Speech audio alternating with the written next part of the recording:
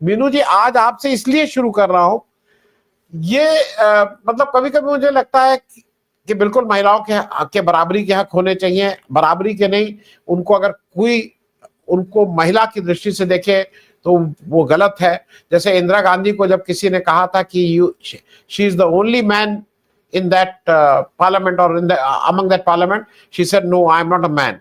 मैं महिला हूं और मुझे इस बात का गर्व है और मैं महिला के रूप में हूं।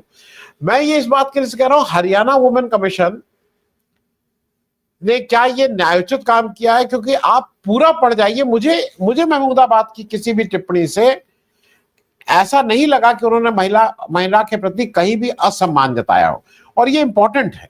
तो मैं जरा मीनू जी पहले आपसे, क्योंकि अगर आप इस तरह से एक एक ताकत अगर मिली है, उस ताकत का अगर दुरुपयोग करेंगे तो वो भी शायद लार्जर वुमेन के इंटरेस्ट में नहीं है। ऐसे ही वुमेन को दोयम दर्जे का दर्जा मिलता है, ये लोग कोई माने चाहे ना माने, वुमेन का बराबरी का हक नहीं है। और उसमें अगर एक वुमेन कमीशन इस तरह से टारगेट करेगा तो लोगों का कि कुछ लोगों के मन में जरूर ऐसा होगा कि भाई ये कौन सा आप वुमेन कमीशन चला रही हैं। तो ये पूरे मसले पे आपकी पहली टिप्पणी मीनू जी। जी धन्यवाद आनंद वर्धन जी। देखिए, ये जो नया किस्सा आपने सुनाया है, अभी जो घटित हुआ है 2 दिन से इस देश में चल रहा है, ये सबसे पहले तो इस देश के जो महिला आयोग है, वो चाहे राज्य का महिला आयोग हो या केंद्र सरकार का महिला आयोग हो, उनकी पोजीशन को और उनकी इंपॉर्टेंस को अंडरमाइन करता है। जिस तरीके से ये महिला आयोग की अध्यक्षाएं या सदस्याएं सिलेक्टिव केसेस को लेकर, जो कि उनको लगता है कि हमारी पार्टी के लिए थोड़ा हमारा नैरेटिव बढ़ाएंगी, उनको लेके ये एक्शन में आ जाती है। मेरा इन महिला आयोग के अध्यक्ष से ये सवाल है कि अभी अभी इसी मुद्दे पर जो एक ऑपरेशन सिंदूर चला है, मध्य प्रदेश में 2 मंत्री जो हैं वो तरह तरह की बातें बोल चुके हैं, और एक मंत्री तो बिल्कुल ही महिला विरोधी महिला विरोधी उन्होंने वाक्य कहे, जो कि कर्नल सोफिया कुरैशी के अगेंस्ट थे, उनकी गरिमा के अगेंस्ट थे और महिला इन जनरल के अगेंस्ट थे। उन्होंने इतनी गंदी अश्लील भाषा कही थी, मतलब जिसको कहते हैं कि सेक्सुअल कॉनोटेशन था उसमें, वो चीज कही और आप चुप बैठी नहीं। इसके अलावा ये भी जाने दें, इसमें तो अभी कुछ फिजिकल नहीं आया है। ये महिला आयोग जो इस देश के सभी राज्यों के महिला आयोग और केंद्रीय महिला आयोग, वो कहां थे जिस वक्त मणिपुर का हादसा हो रहा था? ऐसा विभत्स कृत्य दुनिया में कहीं नहीं हुआ होगा, जो मणिपुर की महिलाओं को नंगा करके सड़क के ऊपर घुमाया गया, और जो गुंडे थे, जो सत्ताधारी दल के ही गुंडे होंगे हमारी समझ में, तो उन महिलाओं को जिनके कपड़े उतार रखे थे उनको नोच रहे थे। ऐसा दृश्य कि पूरा विश्व थर्रा गया उसे देख के। तब इनकी जुबान कहाँ चली गई थी? तब ये लोग कहाँ चले गए थे? बिल में घुस गई थी ये सारी महिलाएं। तो क्या होता है, जो आपने कहा कि महिलाओं को दोयम दर्जे, तो इस तरह की महिलाओं की वजह से ही इंपॉर्टेंस नहीं दी जाती उन मुद्दों को जिनके बारे में वास्तव में कोई एक्शन या रिएक्शन लिया जाना चाहिए। अब आप यहाँ, क्योंकि आपने जैसा कहा कि मुस्लिम है क्योंकि लिखने वाला, और उसने तो कुछ लिखा भी नहीं है, मतलब आपको एक्चुअली तो इनको आनंद वर्धन जी, ये सारी कवायद इसलिए चल रही है कि कर्नल सोफिया कुरैशी जिस वक्त टीवी पे आई और ब्रीफिंग दे रही थी वो आर्मी की तरफ से, तो आम जनता को लगा कि यार ये तो बड़े देशद्रोही होते हैं मुसलमान, तो ये फौज में कैसे सेवा कर रही है, ये देशभक्त कैसे हो सकते हैं? तो वो चीज जो एक छवि लोगों के दिमाग में बनी, तो सीज फायर होने के बाद इनका पहला काम ये निकला कि भाई इनको डिस्क्रेडिट करो, मुसलमानों को, ये देशभक्त नहीं हो सकते, दुनिया को वो ही बताओ जो हम कहना चाहते हैं कि ये तो देशद्रोही होते हैं।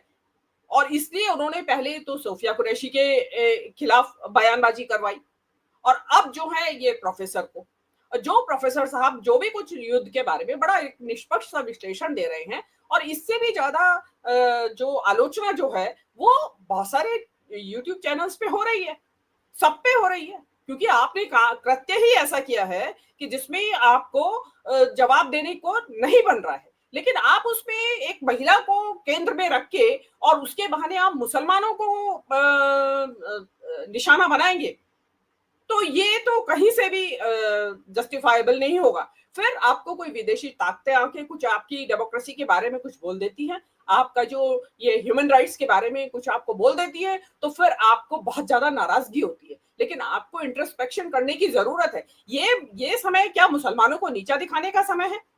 ये समय क्या किसी प्रोफेसर को एक पकड़ के उसको पुलिस में डाल दे उसके एक पोस्ट के पीछे, उसका समय है? अभी तो आप विदेश में जा रहे हैं, अपना प्रतिनिधि मंडल भेज रहे हैं कि भाई हमारा ये हमारे साथ हुआ है और इसलिए हमने ये किया है, हमें ये लगता है कि इसलिए भेज रहे हैं। तो आपसे वहां ये सवाल नहीं पूछे जाएंगे? सब देशों के दूतावास इंडिया के अंदर हैं, वो सब बड़ी पैनी नजर सारे social media, electronic print media के ऊपर रख रहे हैं और वो देख रहे होंगे कि किस तरीके से एक प्रोफेसर को आप उसको हैरेस कर रहे हैं। क्या वहां पे आपसे ये सवाल नहीं पूछा जाएगा कि भाई आप क्यों प्रोफेसर के पीछे पड़ गए, क्यों आपने उसको अरेस्ट किया हुआ है? क्या इसका जवाब लेके जाएंगे जो डेलीगेशन जा रहा है शशि थरूर जी के नेतृत्व में, वो इस बात की तैयारी से जा रहा है क्या? और अगर आपको मुसलमान इतने ही देशद्रोही हैं तो आपने ये जो प्रतिनिधि मंडल विदेश में भेज रहे हैं, इसमें क्या दिखावे के लिए मुसलमानों को रिप्रेजेंटेशन दिया है? 18 कह रहे हैं कि करीब मुसलमान उसमें शख्स हैं जो कि उनको साथ में ले जाया जा रहा है। मतलब आपको अपने देश की संसद में, आपके देश की विधानसभाओं में तो उनको प्रतिनिधित्व देना नहीं है, मंत्रिमंडल में प्रतिनिधित्व देना नहीं है, लेकिन दुनिया को दिखाने के लिए कि हमारे यहाँ मुसलमानों का देखिए धर्मनिरपेक्षता हमारी और हमारा सौहार्द, कि हम उनको अपनी पोजीशन कहलाने के लिए स्पष्ट करने के लिए लाए हैं। लेकिन बैक होम क्या हो रहा है?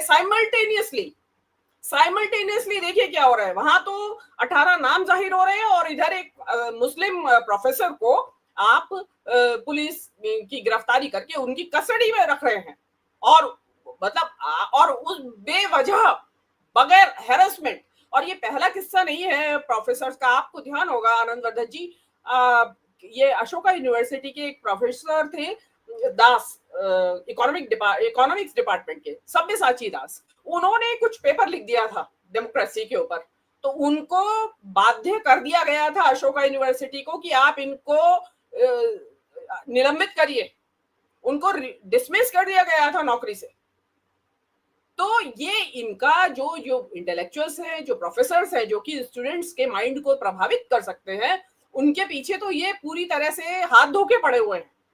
और फिर उसमें कहते हैं जिससे होता ना करेला नीम चढ़ गया कि वो मुस्लिम है प्रोफेसर, तो मुस्लिम प्रोफेसर है तो इससे बढ़िया उनका कोई ये निकलता ही नहीं है।